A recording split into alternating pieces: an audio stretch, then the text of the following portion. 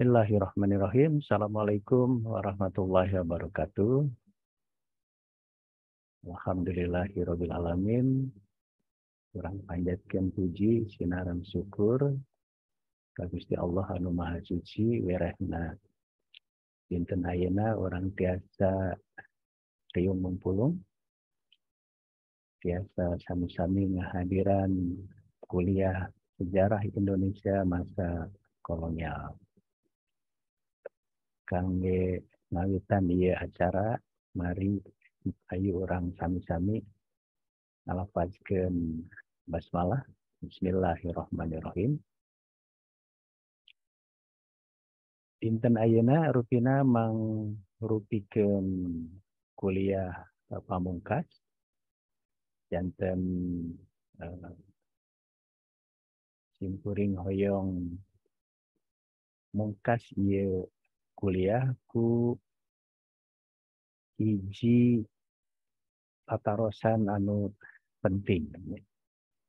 Janten upami orang ningal sejarah Indonesia masa kolonial di abad ke-16 dugi ka abad 18 tetapi akhir abad 18 awal abad ke-20 patarosan anu penting kangge urang kumaha tiasa dijelaskeun yen bangsa urang, bangsa Indonesia anu nganjrek di Nusantara, anu sakieu rubakna di Sabang, di Aceh, dugi ka Merauke di Papua, tiasa dikuasai atanapi tiasa dijajah ku bangsa Barat, boh Portugis, boh Spanyol, boh Walanda, boh Inggris. Di abad 16 dugi ka abad 18 Masehi. Iya aya patula patalina sareng anu kamari tos dijelaskeun ngeunaan kumaha ekspansi bangsa-bangsa Eropa di daerah urang, di daerah Nusantara sareng kumaha reaksi bangsa Indonesia. Nya nalika mayunan ekspansi di bangsa-bangsa Eropa, boh Portugis, Spanyol, Inggris atanapi Walanda, reaksi bangsa urang teh kawon atanapi teu tiasa ngalawan atanapi teu tiasa ngusir eta bangsa-bangsa Eropa teh, bangsa-bangsa Barat di wewengkon urang, di wewengkon Nusantara. Janten ieu rupina kedah dianalisis, kedah diwaler ku penjelasan-penjelasan sejarah anu objektif. Janten orang kedah ngajelaskeun ieu atarapi ngawaler ieu patarosan dumasar karena fakta-fakta sejarah anu logis, anu rasional, sareng anu tiasa ditampi numutkeun penalaran urang.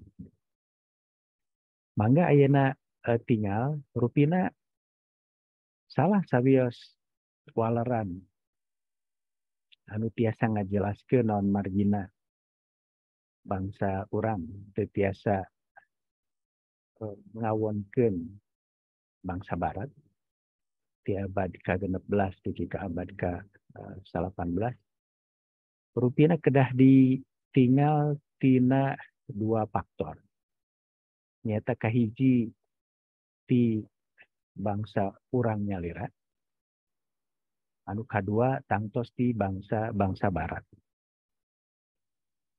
Ngeunaan bangsa urang nyalira sakumaha kauninya yen sistem pamerintahan bangsa urang sateuacsana janggelek hiji konsep anu disebat nation state atau negara kebangsaan. Sistem politik bangsa urang teh ngagem kerajaan atau kesultanan. Fenomena kerajaan, fenomena kesultanan saleresna sanes wungkul fenomena di wewengkon urang margi hampir di sakuliah dunia oge di abad ke-16 dugi ke abad ke-18 mah memang seseueutna ngagem sistem monarki, sistem kerajaan atau nanti sistem kesultanan.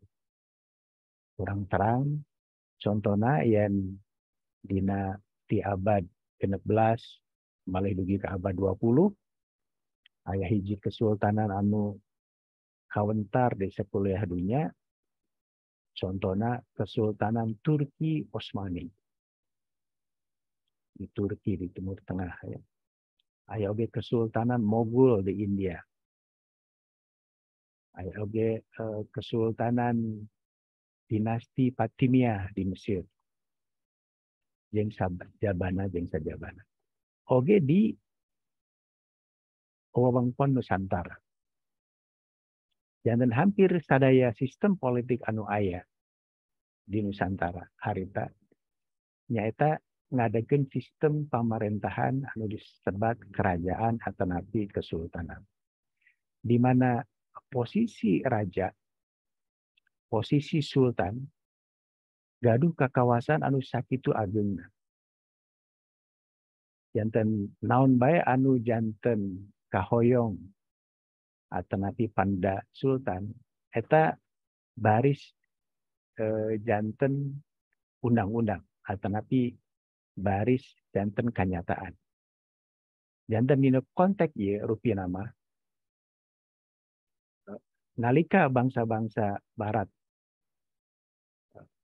sumping ka wewengkon Nusantara, ieu bangsa anu sumping ka Nusantara teh nya oge di daerah asalna anjeunna utusan oge tinu kerajaan atau nanti utusan oge tinu sistem politik tradisional sapertos kesultanan, tapi raja-raja di Eropah mah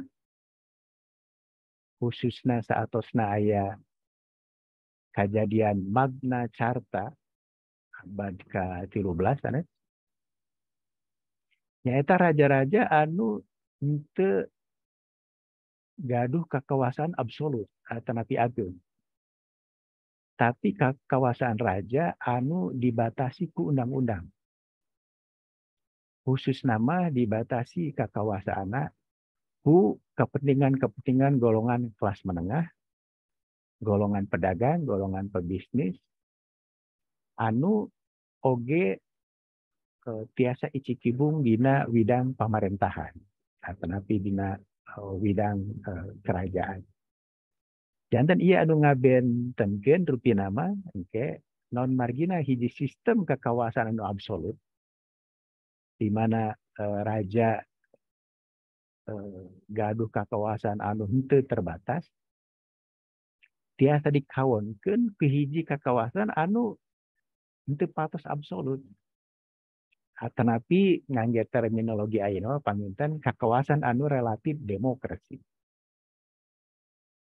Janten kekuasaan anu absolut, kekuasaan anu teu aya unsur demokrasi nunjukkeun yen nalika bersaing, nalika aya pajogregan atau nanti aya kompetisi, maka ieu sistem kekuasaan anu absolut teh baris kawon ku sistem kekuasaan anu langkung fleksibel, anu langkung inklusif, anu langkung terbuka, anu teu dumasar karena kekuasaan anu absolut tadi.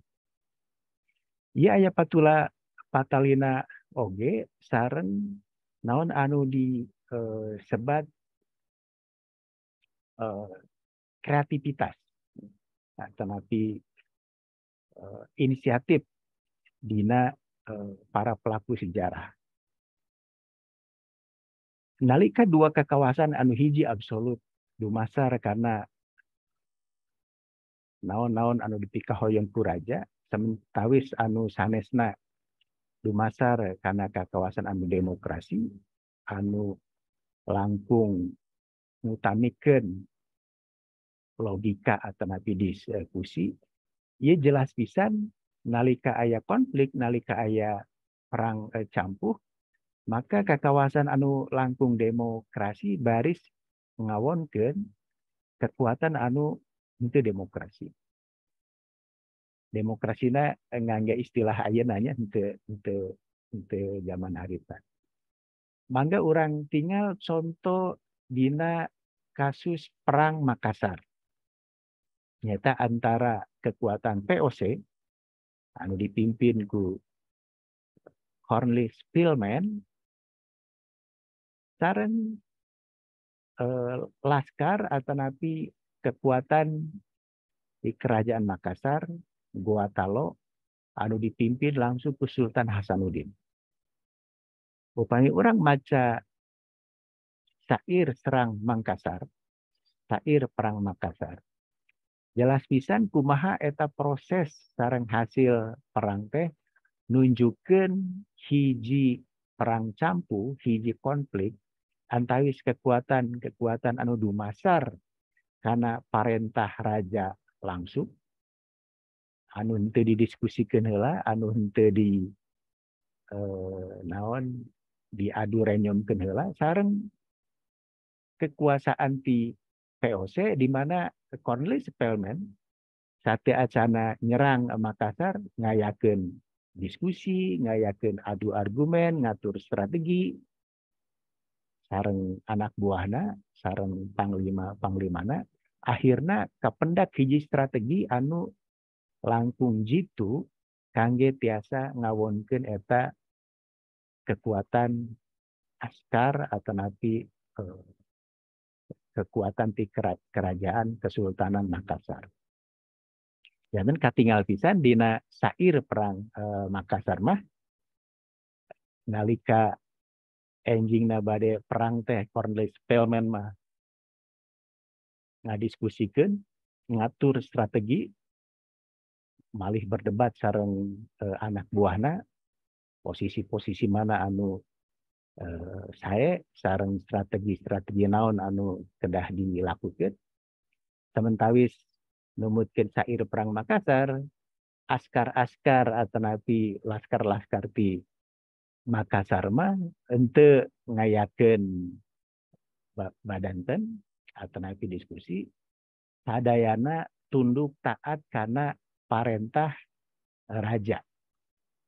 Sementawis panginten rajana nalika bade perang oge henteu terang kondisi medan sareng saterasna janten sistem komando tunggal anu henteu didiskusikeun heula ieu nunjukkeun yen kekuatan anu dumasar karena kekuasaan absolutisme tiasa dikawonkeun ku kekuatan anu dumasar karena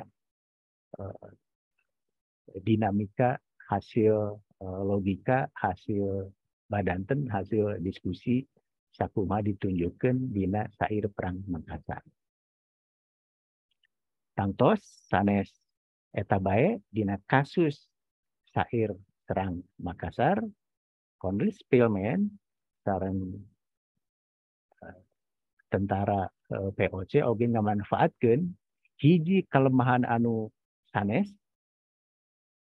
selain tadi sistem kekuasaan absolut nyaeta kebiasaan di antara kerajaan-kerajaan di Nusantara sok aya anu disebatna internal konflik atau napi internal dynamic.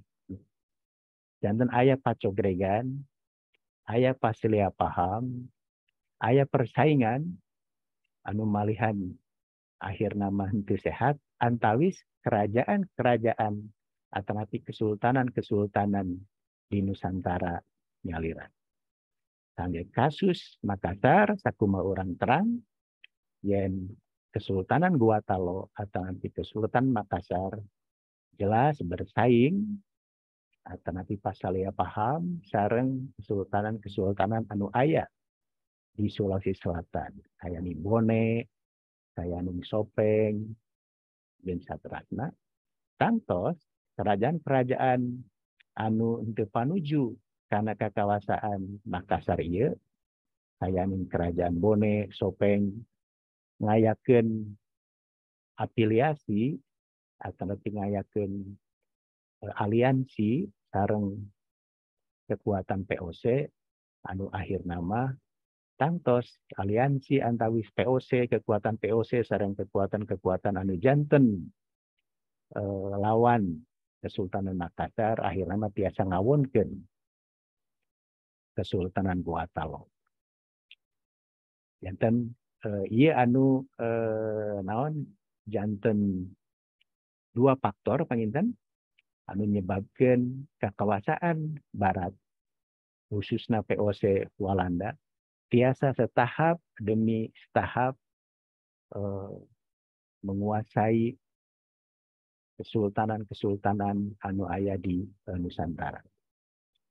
Nalika hiji kesultanan kerajaan tiasa ditaklukkeun ku POC, oge cara naklukkeun POC henteu sakumaha sistem politik tradisional di Nusantara naklukkeun daerah Nusanes. Upami sistem penaklukan kesultanan-kesultanan urang mah biasana naklukeun hiji daerah, teras daerah eta kedah masihan upeti ka pamarentah pusat,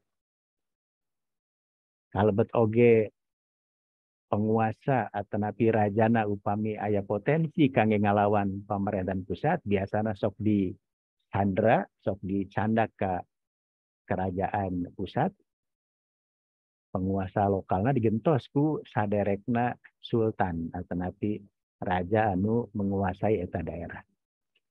POC sareng POC khususna Walanda mah henteu kitu carana. Janten nalika hiji daerah kayaning Makassar tos tiasa dikawonkeun ku aliansi antawis POC sareng Kesultanan Bone contohna, maka diayakeun hiji perjanjian. Janten hiji perjanjian dinu kasus Makassar namina perjanjian Bongaya. Yang dinu eta perjanjian teh hiji siasah politik anu modern, Kesultanan Goa Talo henteu diruntagkeun, henteu dimansuhkeun, henteu dihapuskeun, tapi tetap tiasa ngadeg ngan kedah luyu sareng naon-naon anu dipikahoyong ku pihak POC. Naon kepentingan atau pikahoyong pihak POC ya sakumaha misi tujuan POC sumping ka Nusantara. Ternyata supados kepentingan ekonomi. Khusus nama monopoli dagang tiasa diterapkan di daerah eta. Kangge kasus Makassar tangtos Makassar kedah nampi dasar politik atau nanti kebijakan politik monopoli di POC. Oke Makassar tekenging contohnya beraliansi atau nanti kerjasama sareng kekuatan-kekuatan bangsa asing anu sanesna. Janten eta hiji politik oge modern anu benten sareng sistem politik tradisional anu sate acana yen nalika POC menguasai kesultanan daerah sanes henteu langsung kesultanan eta teh dileungitkeun atau nanti diruntagkeun tapi cekap ku perjanjian. Tangtos perjanjian anu kedah nguntungkeun pihak Walanda boh nguntungkeun dina segi ekonomi, dina segi politik, kalebet oge dina segi-segi anu sanesna. Janten eta anu kedah dipahami ku urang sadayana rupina mah sistem politik sareng ekonomi POC ieu mangrupikeun hiji metode enggal anu henteu disadari atau nanti anu ngajantenkeun kesultanan-kesultanan di Nusantara akhirna mah tiasa dikuasai. Dikuasaina ngangge cara anu tadi.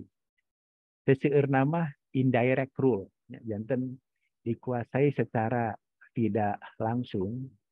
Sawios penguasa-penguasa pribumina tetap jadu kekuasaan tapi gumantung.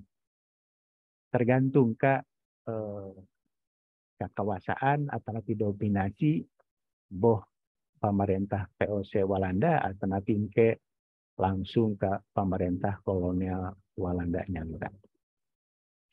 Janten dua hal eta hiji sistem politik anu modern tiasa ngawonkeun sistem politik anu konvensional anu tradisional. Kedua, sistem politik tradisional di antawis kesultanan-kesultanan di Nusantara nyalira mindeng aya kejadian naon anu disebatna internal dynamic atau nanti internal konflik. Atuh katiluna sakumaha oge sami sareng ngeunaan internal dynamic tos janten kebiasaan, tos janten tradisi yen sistem kerajaan, sistem kesultanan sanes di Nusantara wungkul oge di sakuliah dunya mayunan hiji masalah naon anu disebatna proses suksesi. Proses naon ngagentos kekuasaan ti raja ka putra mahkota. Janten memang sistem suksesi ieu ngajantenkeun salah sawios kelemahan sistem kerajaan atau kesultanan di mana nalika proses suksesi atau proses peralihan kekuasaan ti raja ka putra mahkota nalika henteu lancar atau aya konflik antawis raja sareng putra mahkota tangtos kekuatan-kekuatan di luar kalebet oge POC Walanda baris memihak atau baris ngarojong putra mahkota anu numutkeun pandangan POC tangtos nguntungkeun kepentingan dagang, kepentingan politik POC. Jadi seueur pisan kejadian-kejadian di Kesultanan Nusantara anu tiasa dikuasai ku POC ku alatan proses suksesina henteu lancar. Malihan ku bantosan POC ieu putra mahkota anu janten raja teh engke malih baris masihan daerah wewengkon ka pihak POC. Sakumatos disinggung saya tiacana mangga orang tinggal proses suksesi di kerajaan Mataram Islam.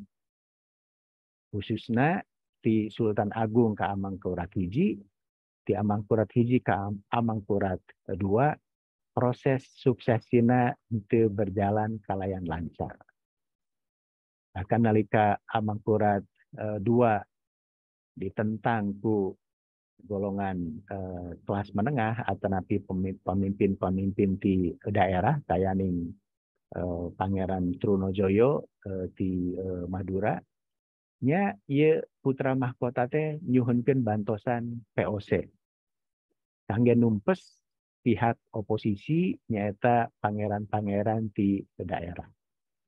Kumargi bantuan POC ieu berhasil maka ieu raja anu di jurung anu didukung ku POC teh akhirna mah masihan daerah Mataram anu aya di Priangan, anu aya di Jawa Barat diserahkeun, dipasihkeun ka POC, kumargi POC tos berjasa ngabantuan putra mahkota kangge janten raja, janten sultan di Mataram.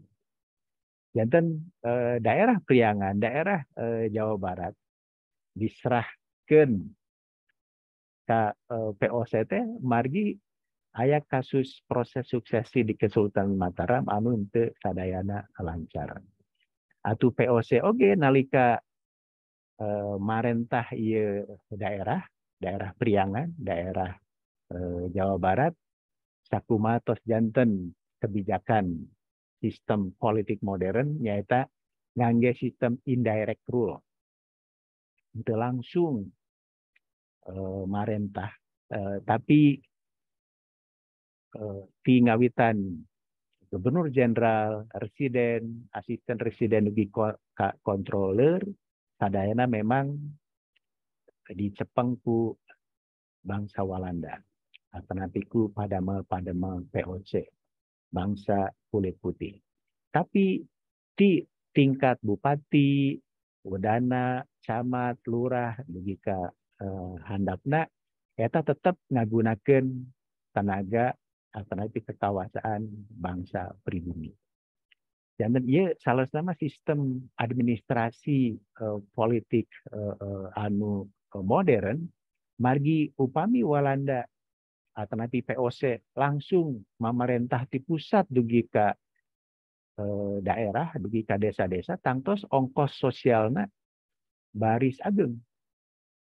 Tapi ku ayana sistem indirect rule, nyata marentah ku cara oge ngamanfaatkeun birokrasi tradisional anu tos aya di sistem politik tradisional bangsa orang, maka salos nama ia langkung efisien, langkung efektif, margi kekawasaan Walanda teh tiasa diimplementasikan, tiasa dilaksanakan ke masyarakat akar umbi, ngalangkungan para bupati, ngalangkungan para pangagum pribumi nyalira. Tinggal hutan bupati, wedana, patih, jeung saterasna. Janten eta ka tilu yang hiji proses suksesi anu biasana henteu lancar, yoge mangrupikeun jawaban naon margina kekuasaan POC kalebet ke Walanda tiasa mendominasi kerajaan-kerajaan atau nanti kesultanan-kesultanan anu aya di Nusantara.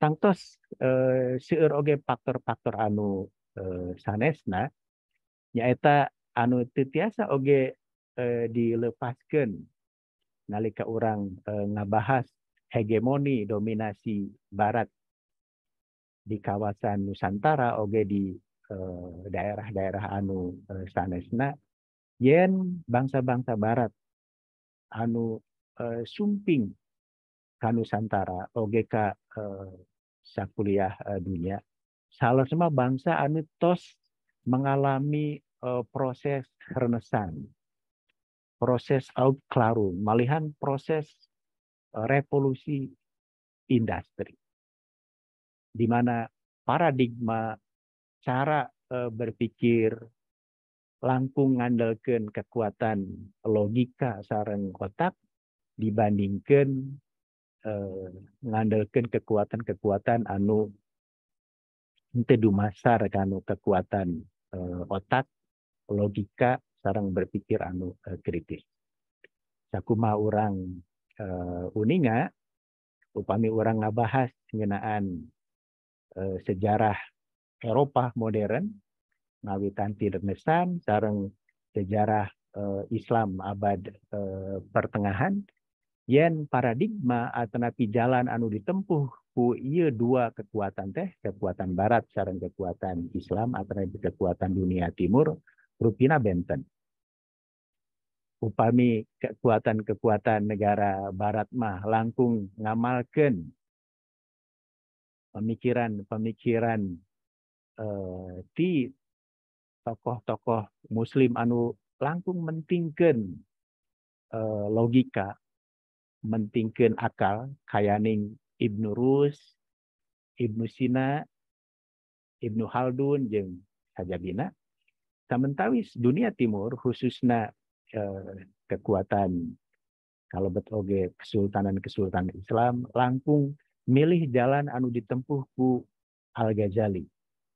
Nyaeta mentingkeun hate, mentingkeun renungan, mentingkeun refleksi, mentingkeun kahirupan saatosna kahirupan di alam dunia ieu nyata kahirupan di akhirat anu ngajantenkeun perkembangan sains, teknologi, kalebet oge filsafat, logika berpikir langkung berkembang di daerah atau napi wewengkon Eropa daripada di dunia timur. Janten ieu oge mangrupakeun hiji faktor non margina bangsa-bangsa barat anu sumping ka dunia timur kalebet ka Nusantara tiasa mendominasi menguasai dunia timur margi aya dua paradigma anu benten. Anu hiji bangsa-bangsa barat anu langkung ngutamakeun kekuatan logika, kekuatan berpikir, kekuatan otak, worldly oriented, langkung ngutamikeun kahirupan di dunia nu ayeuna, sementawis dunia timur langkung milih ngokola hate kumaha supados tiasa salamet di kahirupan di akhirat kirang mentingkeun kahirupan di dunia anu ieu ngajantenkeun paradigma antawis dunia barat sareng dunia timur janten benten. Rupina kesadaran yen engke umat Islam rumaos kakantun ku bangsa-bangsa barat ku margi aya perbentenan paradigma ieu naris robih dina abad ke-18 sareng abad ke-18 dugi ka ayeuna ku ayana gerakan pembaharuan Islam. Gerakan pemikiran Islam yen umat Islam upami hoyong majeng sapertos bangsa-bangsa barat oge kedah dirobih cara berpikirna, kedah dirobih paradigmana. Nyata kedah berpikir modern, kedah langkung ngagunakeun otak, kedah langkung ngagunakeun logika pemikiran supados tiasa majeng sakumaha anu tos dialami ku bangsa-bangsa barat di zaman Renaissance, di zaman Aufklärung, dugi ka zaman ayeuna tos revolusi industri kasabaranya. Revolusi industri anu ngawitan abad ke-18 sanes. Lanjutnya ayeuna tos revolusi industri ka-4 anu ke-5 nunjukkeun yen paradigma berpikir dumasar kana kekuatan otak baris ngawujudkeun perkembangan sains sareng teknologi anu ngarobah kaayaan kahirupan di dunia ieu. Rupina eta penjelasan anu tiasa di dugikeun ku urang kumari kitu ku urang tiasa dipahami non margina kesultanan-kesultanan anu aya di Nusantara ngawitan di Maluku aya Ternate, Tidore, di Sulawesi aya Makassar, sareng kesultanan anu sanesna di Jawa aya Mataram sareng aya Banten, di Sumatera aya Aceh, aya Jambi, di Kalimantan oge aya Banjarmasin, aya Kesultanan Pontianak sadayana akhirna mah tiasa ditaklukkeun ku cara-cara anu modern. Henteu ku cara-cara anu tradisional sakumaha diamalkeun ku kesultanan-kesultanan atau nanti kerajaan-kerajaan anu aya di Nusantara saat acana bangsa TOC atau nanti bangsa Barat berkuasa, bangsa Belanda berkuasa di Indonesia. Kumari kitu orang ngalih ke patarosan anu kedua, ya aya patula patelina sareng hiji pendapat. Upami memang cara-cara POC kalebet oge cara-cara penjajah Walanda tiasa mendominasi, menghegemoni, naklukkeun kerajaan-kerajaan atau kesultanan-kesultanan anu aya di Nusantara. Patarosana nyaeta naha leres bangsa-bangsa anu aya di Nusantara teh anu ayana disebat Indonesia dijajah ku Walanda salami 350 tahun. hartosna tingawitan Cornelius de Houtman, penjelajah atanapi pedagang Walanda, sumping ke pelabuhan Banten, dugi ka kerajaan kolonial Walanda serah bongkokan ke tentara Jepang 1842. Ia patarosan penting sarang diajukan ku salah sawios sejarawan kahot di Walanda namina G.J. Racing, anjingnya nyerat buku anu judulna Indonesian Between Myth, Indonesian History Between Myth, janten sejarah Indonesia di antara mitos. Nah, salah sawios anu rupina hoyong ditunjukkan ku G.J. Racing, ku cara-cara POC atau napi Walanda naklukeun mendominasi kakawasan di Nusantara, dugi ka hiji patarosan numutkeun Racing yen saleres nama pihak POC, pihak Walanda henteu ngajajah Indonesia salami 350 tahun. Kahiji numutkeun Racing, margi nalika POC diadegkeun 1602. Henteu langsung ngajajah atau napi menguasai kerajaan-kerajaan, kesultanan-kesultanan anu aya di Nusantara. Malih nalika naklukeun kesultanan kerajaan anu aya di Nusantara oge tadi tos dibikeun ngangge cara-cara anu modern. Malihan ngangge pendekatan indirect rule, di mana raja, sultan masih tetap di pasihan kekawasan. Malihan kangge numutkeun G.J. Racing, kangge kesultanan-kesultanan atau nanti kerajaan-kerajaan anu masih kiat, Walanda tetap ngintun wakilna, sapertos diplomatna, di eta kesultanan, di eta kerajaan salaku wawakil Walanda. Janten sapertos duta besar ayeuna.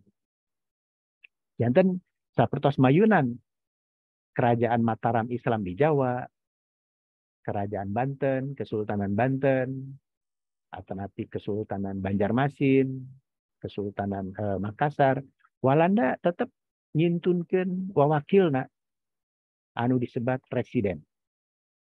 Janten henteu langsung ngajajah ngangge sistem anu tradisional, tapi ngangge naon ngintunkeun perwakilan. Yen Walanda masih ngintunkeun wawakilna kaya ning residen numutkeun G.J. Racing nunjukkeun yen kesultanan-kesultanan, kerajaan-kerajaan anu aya di Nusantara tetap gaduh kakawasan atau napi gaduh sovereignty, gaduh kedaulatan anu henteu sadayana dikuasai ku pihak Walanda.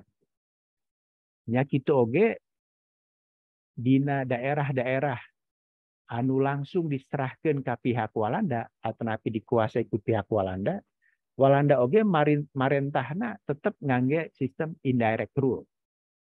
Kayaning dina kasus Priangan. Janten henteu ti pusat dugi ka daerah, dugi ka masyarakat di kampung, di desa, sadayana didominasi ku pihak Walanda, tapi Walanda ngan marentah dugi ka asisten residen, malihan kontroler. Sementawis kahandapna tetap memanfaatkan pejabat-pejabat pribumi, kayaning bupati, wedana, pati, camat, lurah, jeung saterasna. Janten dina konteks ieu bicara sistem pamerintahan anu indirect rule, saleresna mah oge numutkeun G.J. Racing tiasa dikritisi naha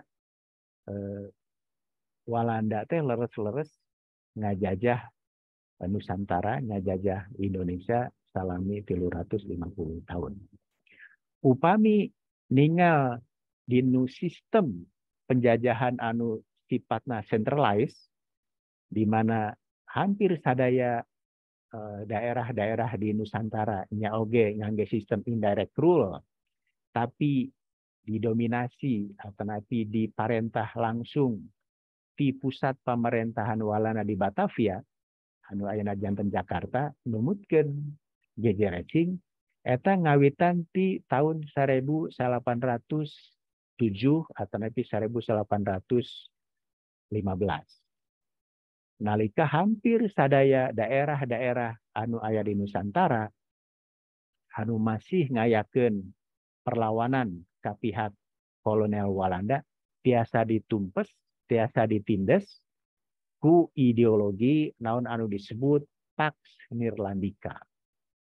Nyata hiji kaayaan di pihak di daerah Hindia Walanda atau di daerah Nusantara di mana kaayana tos damai, tos teu aya deui protes, tos teu aya deui perlawanan di daerah-daerah leres-leres ieu tos mayunan hiji zaman panginten rule and order yang aman sareng tertib ngeunaan keayaan di Nusantara. Jantan numutkeun GJ Racing ideologi Pax Nirlandika. Salah nama ngawitan centralized pemerintahan Walanda nya oge indirect rule nyata ti ngawitan awal abad ke-20. 1807 contohnya Aceh ditaklukkeun 1815, Bali Lombok ditaklukkeun. Kumari gitu, upami ukuran nanti 1815 atau nanti 1807, dugika 1842, panginten mungkin GJ Racing, salos nama Walanda ngajajah Indonesia ku cara sentralisasi, ku cara langsung didominasi, diparentah di kawasan pusat di Batavia, di Jakarta, nyata henteu langkung ti 35 tahun. Nyata di tahun 1807 dugi ka 1842. Tangtos ieu hasil panalungtikan sejarawan Walanda GJ Racing teh dumasar karena penjelasan sejarah akademiknya. Janten panginten upami orang ngajelaskeun sejarah kangge kepentingan pendidikan atau nanti kangge ngabangkitkeun semangat nasionalisme, semangat identitas sareng kebanggaan nasional, tangtos orang tiasa gaduh penjelasan anu sanesna. Tiasa bae orang gaduh hiji penjelasan yen naon Walanda ngajajah urang teh tiasa bae 350 tahun margi oge ieu dumasar karena ucapan Gubernur Jenderal Walanda Nyalira namina De Jong dina tahun 1820-an nalika nindes golongan nasionalis atau nanti gerakan golongan nasionalis kayaning Soekarno, Muhammad Hatta atau nanti Natsir oge nalika mayunan pemberontakan Partai Komunis Indonesia tahun 1820 genep Gubernur Jenderal teh kangtos ngadugikeun yen Walanda parantos berkuasa di Indonesia salami 300 tahun sareng bade berkuasa saterasna salami 300 tahun deui ku cara-cara nindes, ku cara-cara kekerasan. Ieu ucapan Gubernur Jenderal De Jong teh engke baris dimanfaatkeun ku golongan nasionalis urang kanggo ngabangkitkeun sumanget bangsa Indonesia di naraga ngelawan sistem penjajahan Belanda anu dinilena teu adil, nyata sistem anu diskriminatif, sistem kolonial anu eksploitatif, sareng sistem kolonial anu represif. Janten sakumaha urang uninga yang dinu sejarah mah masalah penafsiran teh dumasar karena perspektif, dumasar karena naon pandangan urang tangtos oge kedah didasarkan oge karena fakta-fakta pendukung. Gejeresing masihan tafsir yen Indonesia teu dijajah salami 350 tahun, tangtos dumasar karena fakta-fakta hukum margi anjeunna pakar di bidang hukum, yen Walanda henteu langsung menguasai kerajaan-kerajaan atau nanti kesultanan-kesultanan anu aya di Nusantara, tapi menggunakan sistem indirect rule. Ya kita oge masih seueur kerajaan-kerajaan, kesultanan-kesultanan anu gaduh sovereignty, anu gaduh kedaulatan, pihak Walanda ngan saukur ngimtunkeun duta besarna wawakilna kangge tetep ngahargaan kedaulatan eta kesultanan atau kerajaan. Tapi orang oge tiasa gaduh tafsir, gaduh penjelasan yang tiasa baik. Belanda ngajajah salami 350 tahun dumasar oge karena kepentingan-kepentingan atau politikna margi nalika POC diadegkeun sareng tos memonopoli mendominasi perdagangan di Maluku contohnya ieu oge hiji bukti sanaos henteu sadaya daerah Indonesia didominasi dikuasai oleh POC, tapi daerah-daerah kaya ning Banda, Maluku, kalau betul akhir nama Jawa, Batavia, 1618, ku parantos dikuasai ku Walanda, yoga nunjukkeun yen salos nama kakawasan Walanda tiasa lumangsung di Nusantara salami 300 tahun langkung oge. Sakumaha tadi terus dibikin ucapan Gubernur Jenderal Walanda oge ieu baris dimanfaatkeun ku para tokoh-tokoh nasionalis orang di nararaga ngabangkitkeun semangat nasionalisme, patriotisme bangsa Indonesia di nararaga ngalawan sistem kolonialisme, imperialisme sareng di nararaga oge supados bangsa Indonesia tiasa ngahontal kamerdekaanana. Rupina eta anu tiasa didugikeun dina kuliah pamungkas ayeuna hiji patarosan anu kedah dijelaskeun kalawan logis sareng dimasar kana fakta-fakta sejarah kahiji naon margina bangsa-bangsa barat khususnya POC sareng pihak kolonial Belanda tiasa mendominasi, tiasa menguasai Nusantara di abad ke-16 begitu akhir abad ke-18 atau nanti awal abad ke-20. Naon margina awal abad 20 dugi karuntagna Walanda 1842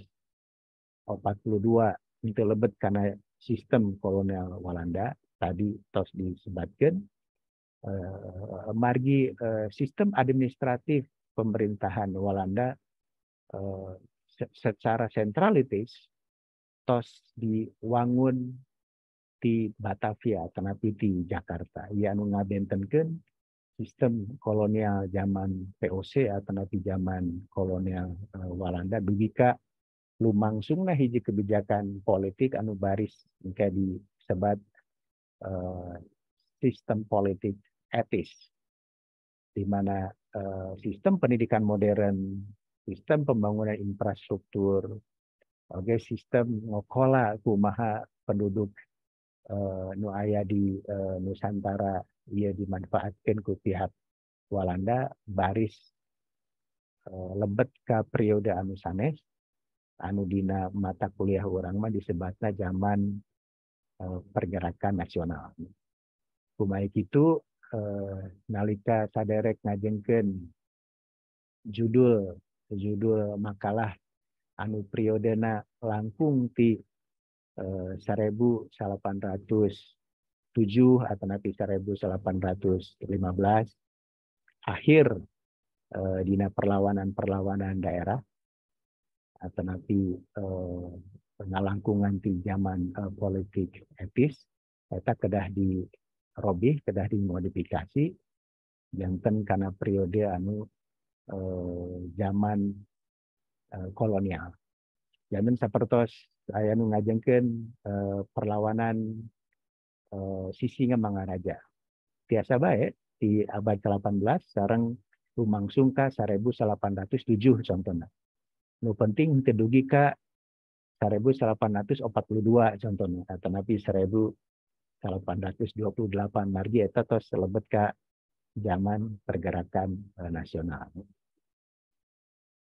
Rupina eta tos 50 menitnya matihan kuliah daring, orang baris ngalih ke WhatsApp grup kangge ningal komentar-komentar saderek ngeunaan naon-naon anu dibikin ku simkuring dina dinten ayeuna. Oge sakali deui